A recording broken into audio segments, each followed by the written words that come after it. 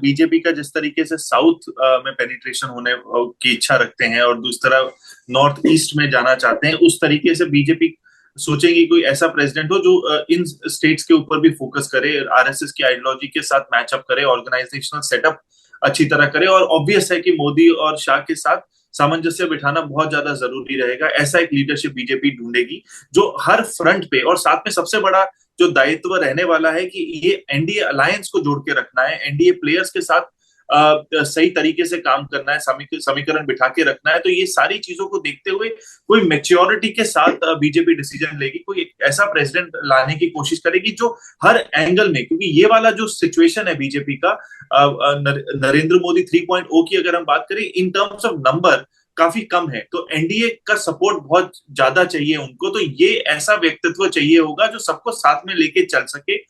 सबकी गतिविधियों को समझ सके और आगे किस तरीके से बढ़ना है, बीजेपी का मिशन को कैसे आगे बढ़ाना है, आरएसएस की आइडियोलॉजी को कैसे साथ रखना है, ये सारी चीजों को देखते हुए चलना है। सच जिस तरीके से बीजेपी का साउथ फोकस है या नॉर्थ ईस्टर्न फोकस है, उसको कैसे और अच्छी तरीके से बढ़ा पाए, क्योंकि जहां पे उनका मेजर वोट बैंक था लोकसभा में, कहीं ना कहीं वो कम हो गया। तो बाकी कौन सी ऐसी अन्य सीटें हैं जहां पे वो ज्यादा अपनी सीटें बढ़ा सकते हैं, उसके ऊपर फोकस करने की उनको जरूरत रहेगी। और साथ में जो मेजर मेरे को लगता है जो टास्क रहेगा प्रेसिडेंट का, वो अभी फ्यूचर के इलेक्शंस तो जो आने वाले हैं उसमें बीजेपी स्ट्रेंथ टू स्ट्रेंथ लड़ती ही है, पर साथ में एनडीए एनडीए अलायंस को जोड़ के रखने की बहुत ज्यादा जरूरत रहेगी, क्योंकि आने वाले जो इलेक्शंस है उसमें कहीं ना कहीं अगर